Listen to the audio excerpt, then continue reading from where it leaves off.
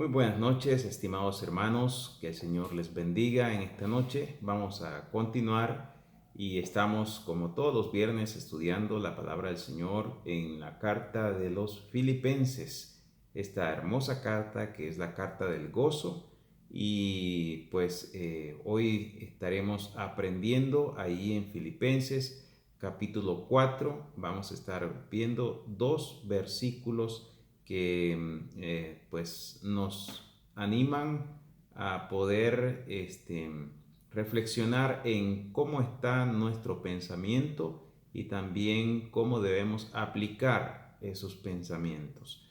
Pues el tema de esta noche es pensando dignamente.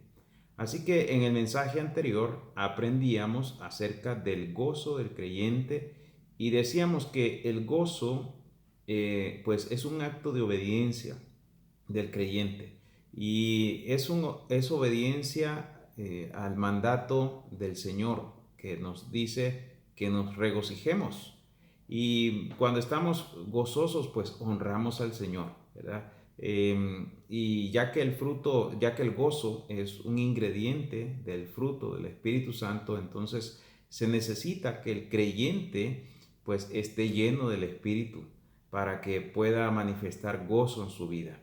También aprendimos que el gozo no depende de las circunstancias, más bien el gozo controla las circunstancias. No estamos gozosos porque las cosas nos están saliendo bien. Estamos gozosos porque estamos llenos del Espíritu y en obediencia a la palabra de Dios. Un predicador dijo lo siguiente respecto al gozo. La felicidad es como un termómetro. Registra las condiciones. El gozo es como un termostato. Las controla. Así que el gozo controla las circunstancias. No es controlado por las circunstancias. Así que meditábamos también que el gozo nos lleva a una vida de oración y ruego con acciones de gracias, que es contrario a una vida llena de afán, la cual es pecaminosa.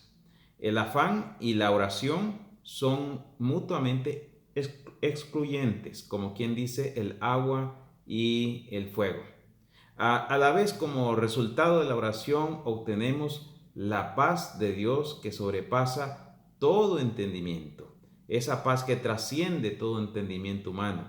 Entonces, el gozo nos lleva a la oración y la oración nos lleva a la paz y todo viene de Dios. Nuevamente, el fruto del Espíritu, el gozo, la paz que viene del Señor. Esa paz que Dios nos da es la que nos guarda de la ansiedad, de la preocupación por las cosas de este mundo y nos transporta al lugar de nuestra ciudadanía, el cielo, donde está Cristo.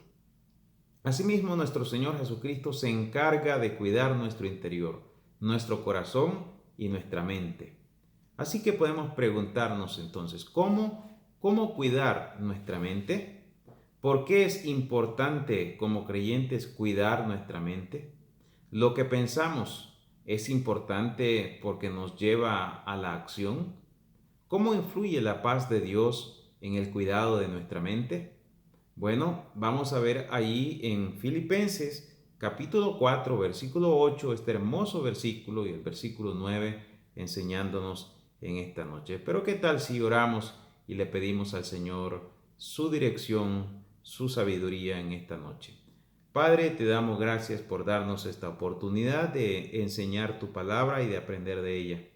Señor, hoy queremos aprender acerca de cómo honrarte con los pensando dignamente y también llevando a la práctica estos pensamientos que tú nos ordenas, en los cuales nos pides que estemos ocupados.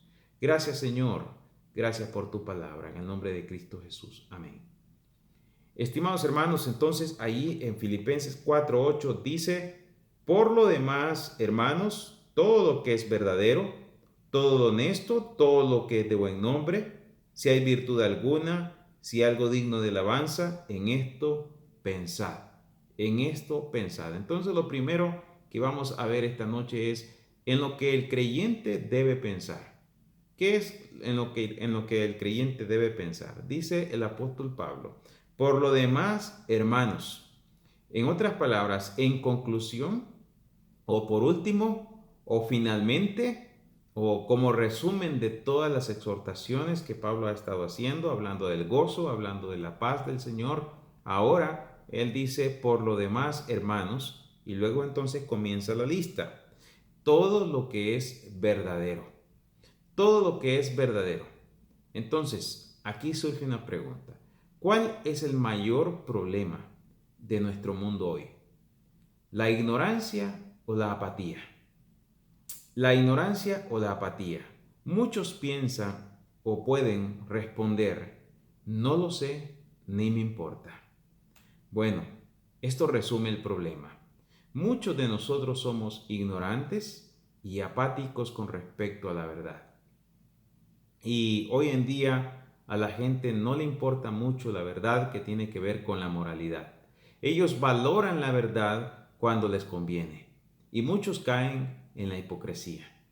Por ejemplo, muchos piensan que mentir está mal y de hecho hasta es una práctica normal en sus vidas.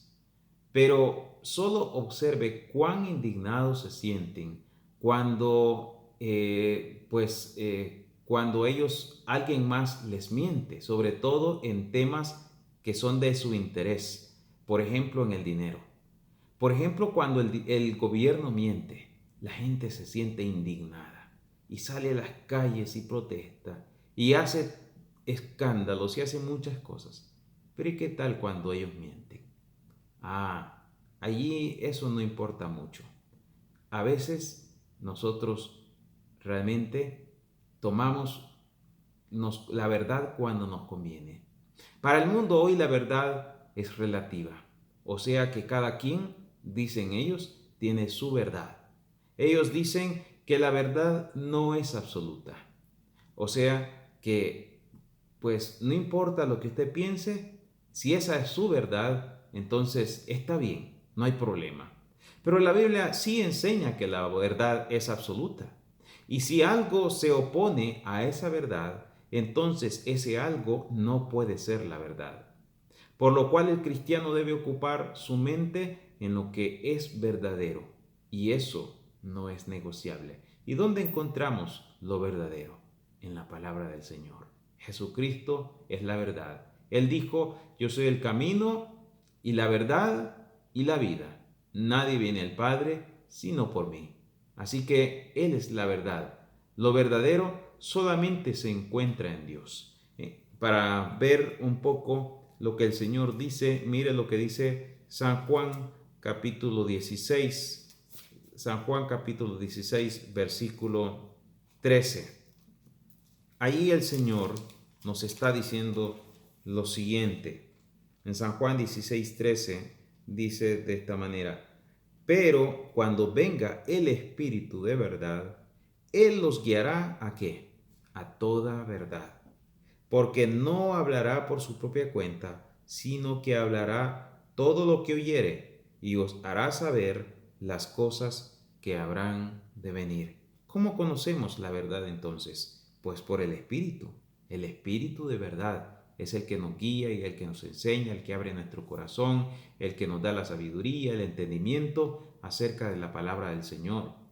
Pero también mire lo que dice allí en el capítulo 17, Juan 17, 17, que dice de esta manera, santifícalos en tu verdad, tu palabra es verdad. ¿Dónde está la verdad? En la palabra de Dios. ¿Qué hace la verdad en nuestra vida? Nos santifica.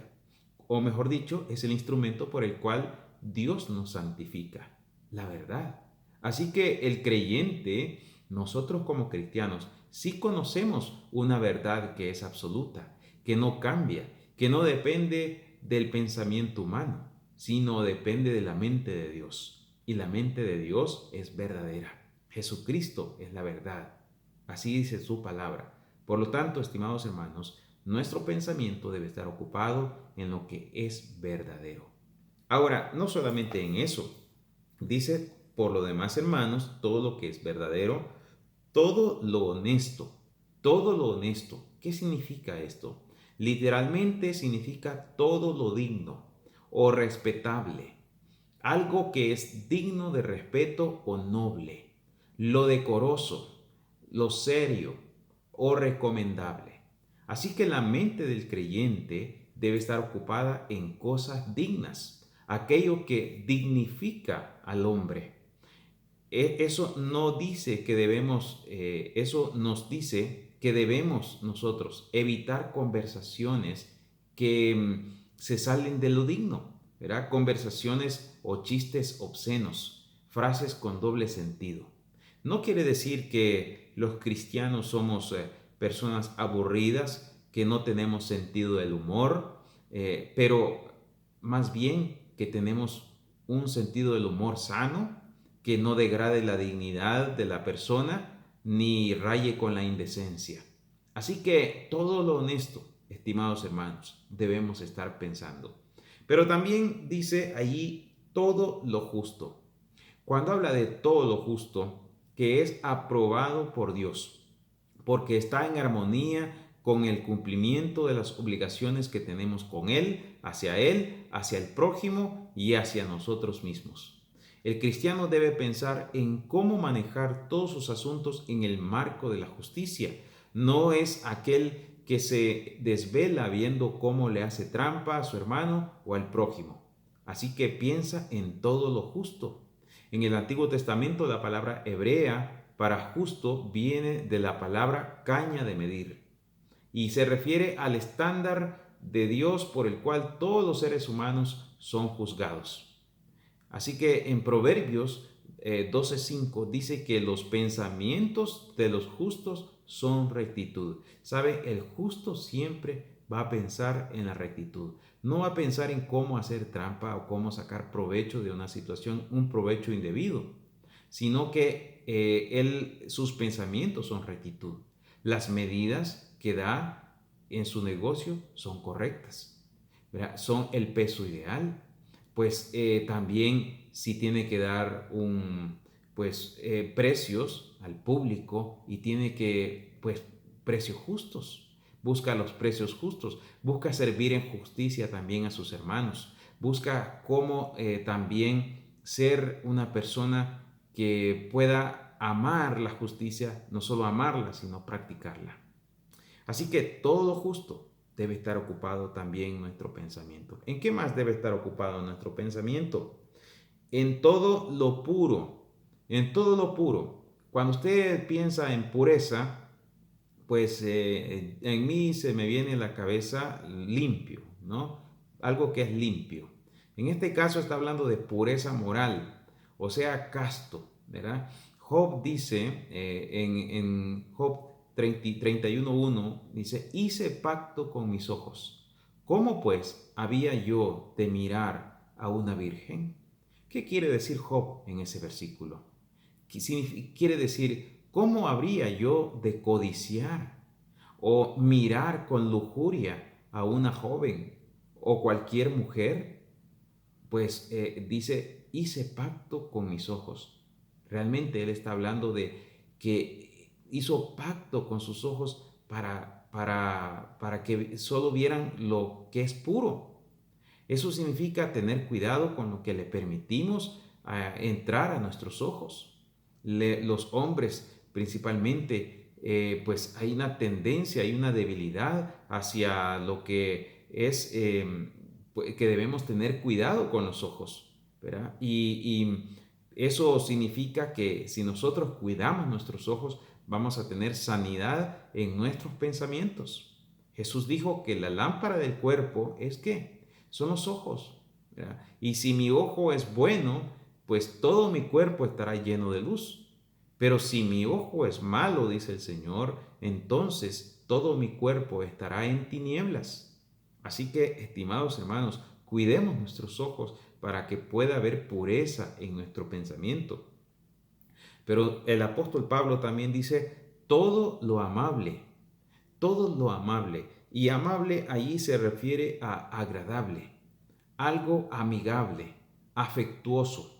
Suplir, por ejemplo, las necesidades de otros, de nuestro prójimo, pues es algo agradable. ¿sí? En estos momentos difíciles. Es una manera práctica de ser amables. La gentileza, dice Pablo, que vuestra gentileza sea conocida por todos. Así que hablábamos en el mensaje anterior acerca de que los creyentes debemos ser las personas más amables de este mundo. Y amables significa también servir a otros. Amables significa satisfacer las necesidades de otros. Amables significa ser cordiales y ser serviciales. Así que, estimados hermanos, nuestro pensamiento debe ser en todo lo amable. Pero no solamente eso dice el apóstol Pablo, dice, sino que en todo lo que es de buen nombre. Todo lo que es de buen nombre. ¿Qué significa esto? Lo que tiene una buena reputación. O sea, que se hable bien de ello. Implica también en lo que participamos, incluso como ciudadanos temporales de este mundo. ¿Qué tiene buen nombre en lo que participamos?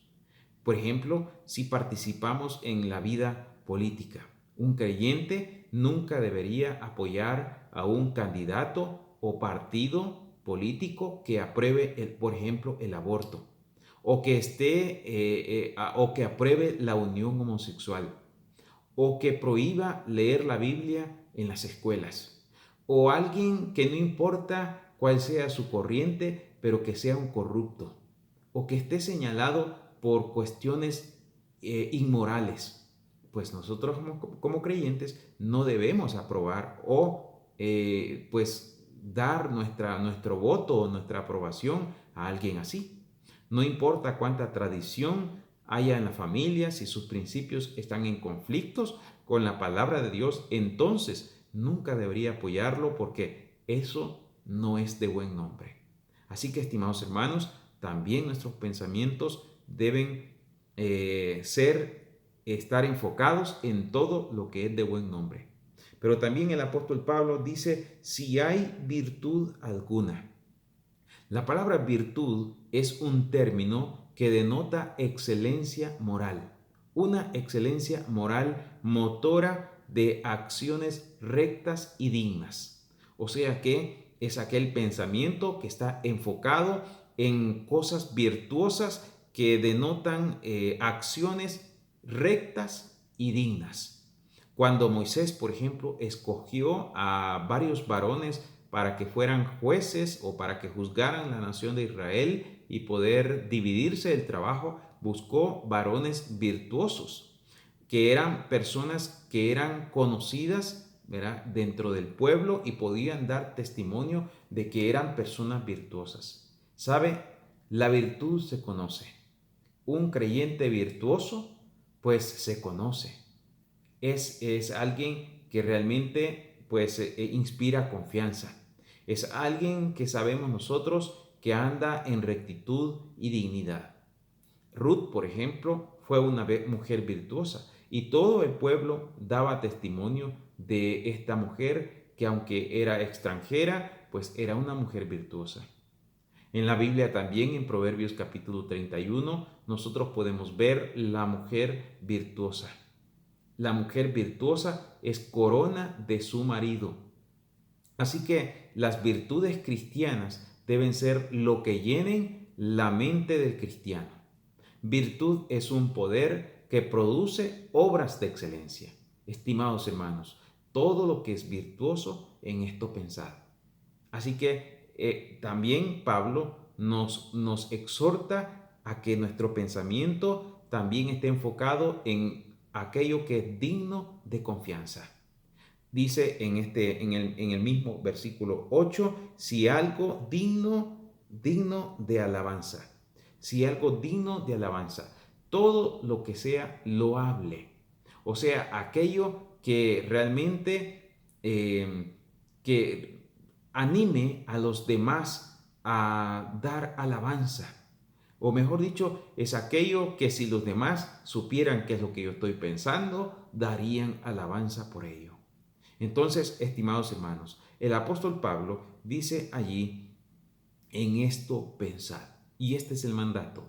En todo lo que leímos anterior, todo lo que es verdadero, todo lo honesto, todo lo justo, todo lo puro, todo lo amable, todo lo que es de buen nombre, todo lo que es virtuoso, lo que es digno de alabanza, en esto pensar. En esto ocupa tu pensamiento. Así que el apóstol Pablo nos dice tener esto presente en todo momento a fin de hacerlo.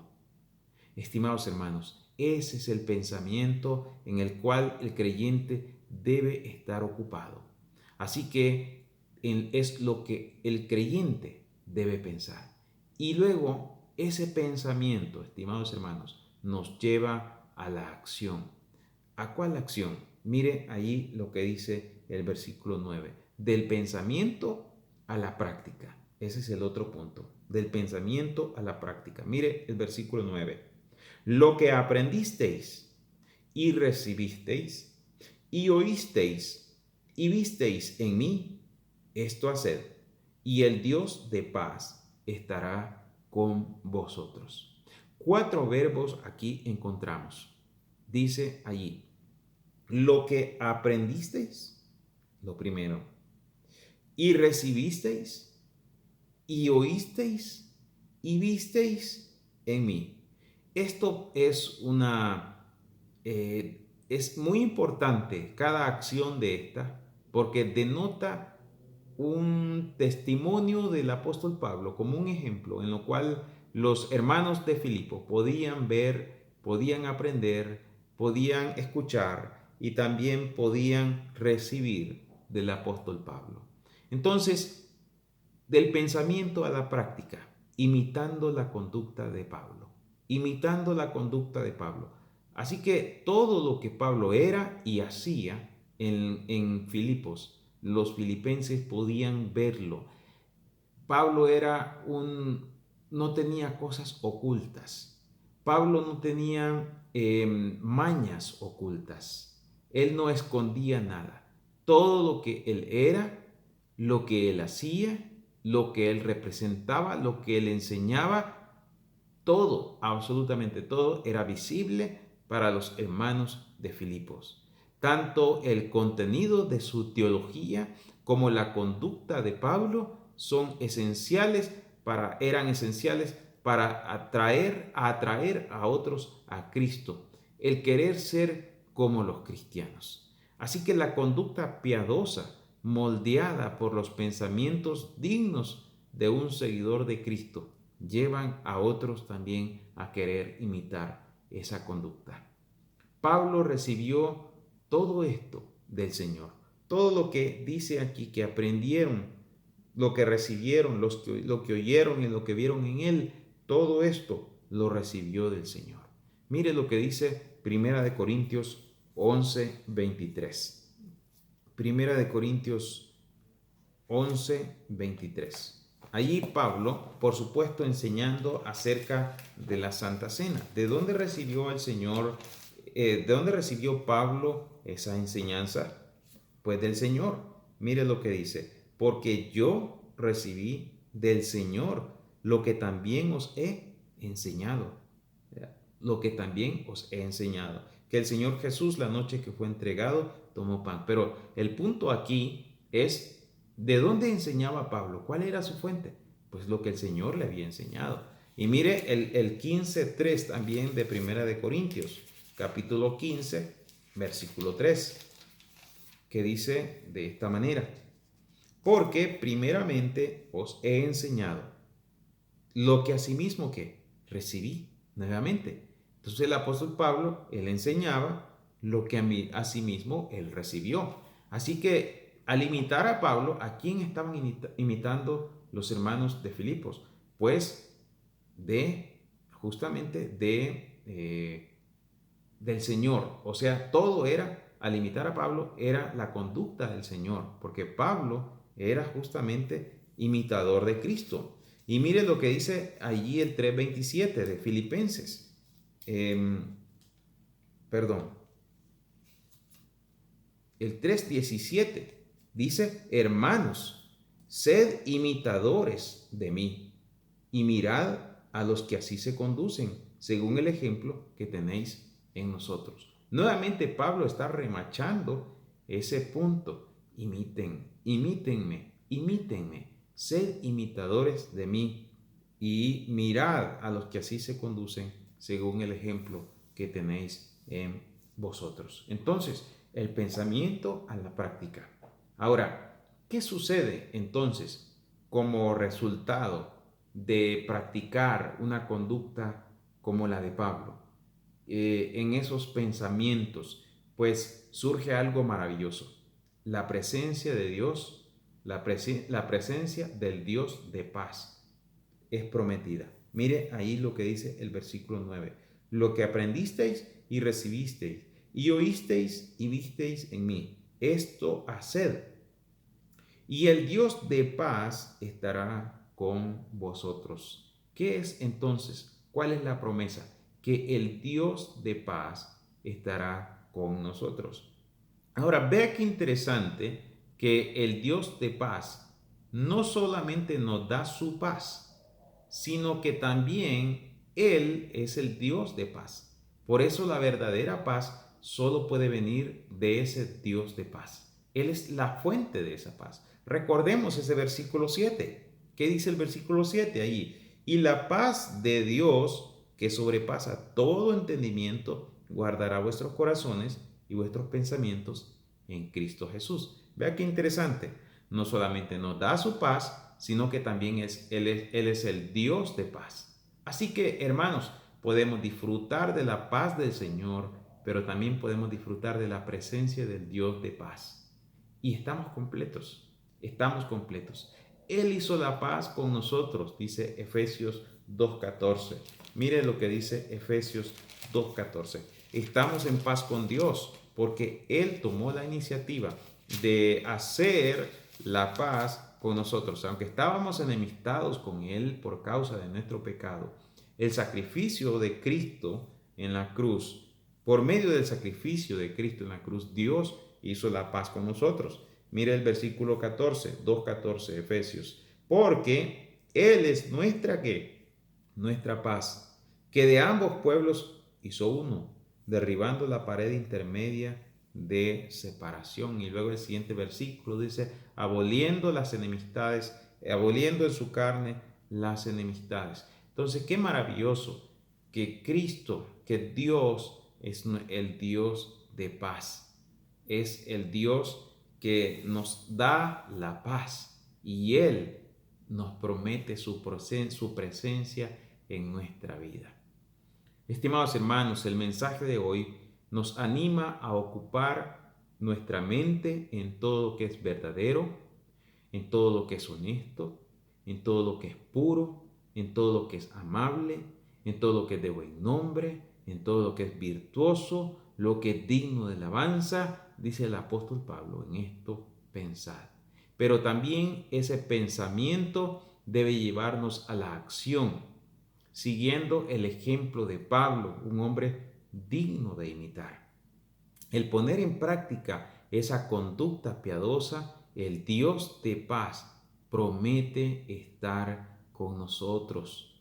No solamente nos da su paz, que sobrepasa todo entendimiento, que es más alto que cualquier intelecto humano, sino que también su presencia nos acompaña en todo momento, en todo lugar y en toda circunstancia.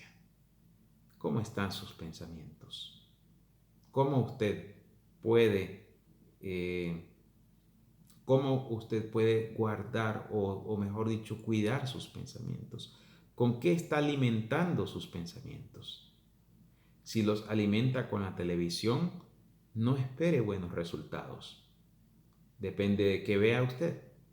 Si los alimenta con vanidad, con murmuración, con celos o críticas, tampoco obtendrá buenos resultados. Pero si usted los alimenta con la palabra de Dios y la oración, seguramente le llevará a una vida piadosa, en donde disfrutará no solamente de la paz del Señor, sino también de la presencia del Dios de paz. Estimados hermanos, que el Señor nos guíe, que le animo a que usted pueda estar siempre lleno del Espíritu, porque si usted está lleno del Espíritu, su vida estará llena de gozo, Su vida estará llena de paz. Sus pensamientos honrarán al Señor y el Dios de paz estará con usted. Que el Señor le bendiga. Vamos a terminar orando. Amado Señor, te suplico, Señor, que sea tu Espíritu Santo controlando nuestros pensamientos